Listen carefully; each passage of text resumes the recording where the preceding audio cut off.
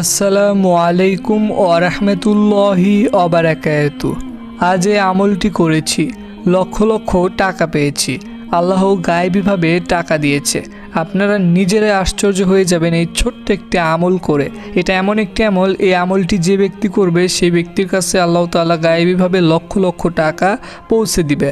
যদি আপনারা খুব বেশি সমস্যাতে থাকেন, আপনাদের কত টাকার প্রয়োজন, আপনারা তার থেকে বেশি টাকা পেয়ে যাবেন। আপনাদের কাছে লক্ষ লক্ষ টাকা আসবে ইনশাআল্লাহ। তো এই যে ছোট্ট একটা আমল রয়েছে, এই আমলটি দ্বারা আপনাদের টাকার সকল সমস্যা সমাধান হয়ে যাবে যদি আপনারা একটিবার এই আমলটি করতে পারেন। তো এই আমলটির নিয়ম আপনাদেরকে এখন জানিয়ে দেব একদম সহজভাবে। তার জন্য সম্পূর্ণ ভিডিওটি আপনারা দেখবেন।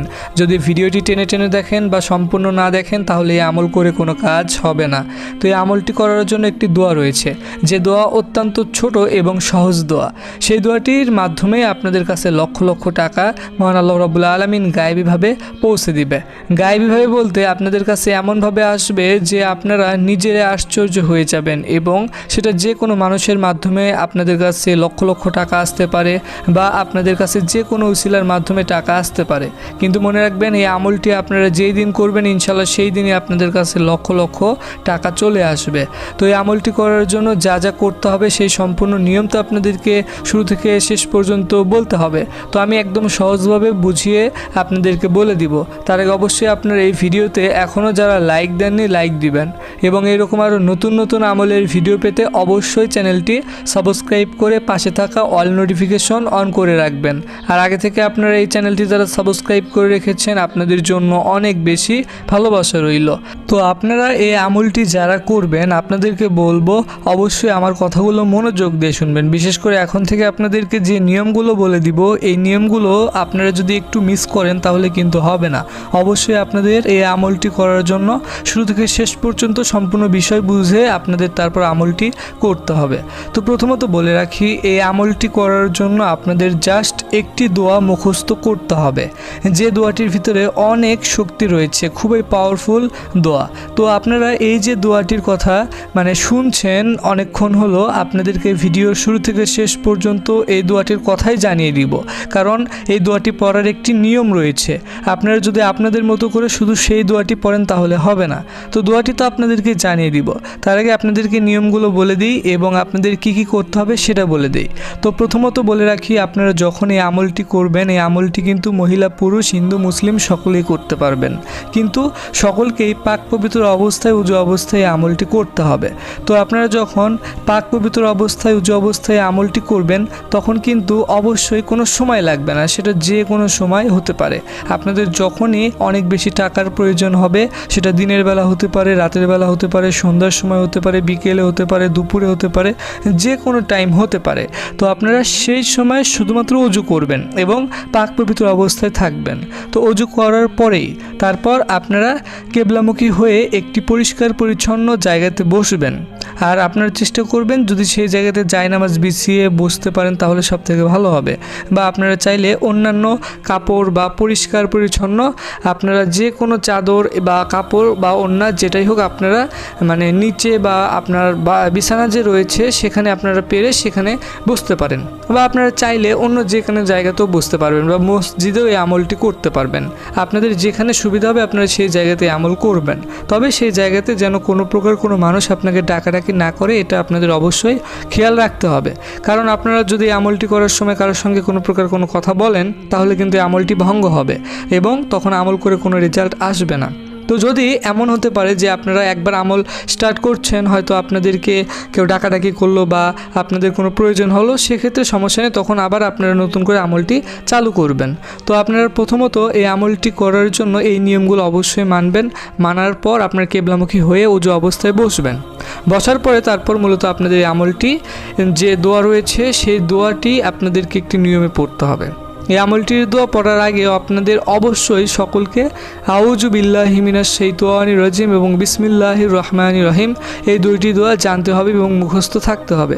আশা করি আপনাদের সকলেরই আউযু বিল্লাহি মিনাশ শাইতানির রাজিম এবং বিসমিল্লাহির রহমানির রহিম এই দুইটি দোয়া জানা এবং মুখস্থ রয়েছে। যাদের মুখস্থ নেই আশা করি আপনাদের শুনে সঙ্গে সঙ্গে মুখস্থ হয়ে যাবে। তো এই যে দোয়াটি রয়েছে এই যে দুইটি দোয়া রয়েছে, এই দুইটি দোয়া পড়ার একটি নিয়ম রয়েছে, আপনাদের সেই নিয়মে পড়তে হবে। আপনারা আউযু বিল্লাহি মিনাশ শাইতানির রাজিম এমনভাবে পড়বেন যেন আপনি আপনার নিজের কানে শুনতে পারেন। এইভাবে আপনারা সকলেই আউযু বিল্লাহি মিনাশ শাইতানির রাজিম, আউযু বিল্লাহি মিনাশ শাইতানির রাজিম এইভাবে পড়বেন। এই দোয়াটি কিন্তু মনে মনে পড়লে হবে না। তো যখন আপনাদের এই দোয়াটি পড়তে হবে তো তখন কতবার পড়বেন? তখন আপনাদের পড়তে হবে মোট 7 বার।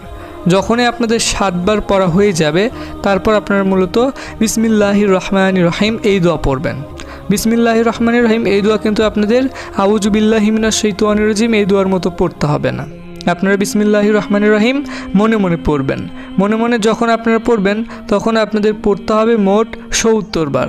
যখন 70 বার পড়া হয়ে যাবে তারপর আপনারা মূলত এই আমলটির যে দোয়া রয়েছে সেই দোয়া পড়বেন। কিন্তু আপনাদের যখন এই আমলটির দোয়া পড়তে হবে সেই সময় কিন্তু আপনাদের অবশ্যই দুই যে হাত রয়েছে, ডান হাত এবং বাম হাত, দুই হাত আপনারা একসঙ্গে করবেন বা আপনারা ডান হাত বাম হাত একসঙ্গে রেখে এই যে দোয়াটি রয়েছে এই দোয়াটি পড়বেন। আপনারা কিন্তু হাত আলাদা আলাদা করে রাখবেন না, দুই হাত যেন একসঙ্গে টাচ হয় বা একসঙ্গে থাকে। আপনারা আপনাদের মতো করে ম্যানেজ করে নেবেন, সেটা যে কোনোভাবে আপনারা রাখতে পারেন, কিন্তু দুই হাত আপনাদের একসঙ্গে রাখতে হবে আমলটি করার সময়, কারণ এটা হচ্ছে আমলটির নিয়ম। তো যখন আপনারা দুই হাত রাখবেন তারপর থেকে আপনারা এই আমলটির দোয়া পড়বেন। কিন্তু এই আমলটির যে দোয়া পড়বেন আপনাদের অবশ্যই এই আমলটির দোয়া কোনোভাবেই ভুল করা যাবে না। যদিও দোয়াটি সহজ এবং ছোট, আশা করি আপনারা দোয়াটি জানার সঙ্গে সঙ্গে মুখস্থ করতে পারবেন। তো আপনাদের বেশি সুবিধার জন্য একটু পরে ভিডিওটির স্ক্রিনও দিয়ে দিব, আপনারা চাইলে সেখান থেকে দেখেও মুখস্থ করতে পারবেন। তো সেই দোয়াটি আপনারা যে পড়বেন অবশ্যই সেই দোয়াটি পড়ার মাঝখানে আপনাদের একবার বিসমিল্লাহির রহমানির রহিম উচ্চস্বরে বা জোরে জোরে বা চিল্লায় চিল্লায় পড়তে হবে। আপনারা একটু কষ্ট করে শুধুমাত্র বিসমিল্লাহির রহমানির রহিম এই দোয়াটি পড়ার মাঝখানে, এই দোয়াটি আপনাদের যতবার পড়তে হবে ঠিক ততবারের মাঝখানে আপনারা শুধুমাত্র একবার ওই দোয়াটি পড়ে নেবেন। এমনভাবে পড়বেন যেন জোরে জোরে হয় এবং আপনি আপনার নিজের কানে শুনতে পারেন। যদি দেখা যায় যে আপনাদের আশেপাশে সমস্যা হবে সেক্ষেত্রে আপনারা সেইভাবে পড়তে পারেন যেন আপনি আপনার নিজের কানে শুনতে পারেন। তো এখন আপনাদেরকে এই যে আমলটির দোয়া রয়েছে এই দোয়াটি কতবার পড়তে হবে সেটা জানিয়ে দিই। তো তা জানানোর আগে আপনাদেরকে এই আমলটির যে দোয়া রয়েছে সেটা তো জানাতে হবে। তো আপনাদের এই আমলটির যে দোয়া রয়েছে সেই দোয়াটি এখন মাত্র একবার তেলাওয়াত করে শোনাচ্ছি, আপনারা সকলে মনোযোগ দিয়ে শুনুন। দোয়াটি হচ্ছে আল্লাহুম্মা ইন্নী আউযু বিকা মিনাল কাসালি ওয়াল মাগসামি ওয়াল মাগরামি। আশা করি আপনারা দোয়াটি তেলাওয়াত শুনতে পেরেছেন। এই সহজ এবং ছোট্ট দোয়া আপনাদের মুখস্থ করতে হবে। যাদের মুখস্থ নেই আপনাদের বেশি সুবিধার জন্য এখন এই ভিডিওটির স্ক্রিনে দিয়ে দিচ্ছি। এই যে আপনারা দেখতে পাচ্ছেন, তো এই যে দোয়াটি রয়েছে এই দোয়াটি কোনোভাবেই ভুল করা যাবে না। আপনারা অবশ্যই সঠিকভাবে এখান থেকে দেখে মুখস্থ করে নেবেন। আর আপনাদের এই আমলটি করার জন্য সব মিলে এই দোয়াটি পড়তে হবে ঠিক 200 বার। আর 100 বার পড়ার পরে আপনারা এই যে বিসমিল্লাহ পড়ার নিয়মটি বলে দিলাম আপনারা ঠিক সেভাবে পড়বেন। আর এই ভিডিওটি সম্পূর্ণ না দেখলে তো আপনারা আমলটির নিয়ম বুঝতে পারবেন না। আর আপনারা অবশ্যই ভিডিওটির কমেন্টে সকলে মাত্র 3 বার আমিন লিখবেন। আপনারা চাইলে 3 বারের বেশিও আমিন লিখতে পারেন। সবাই ভালো থাকবেন, আল্লাহ হাফেজ।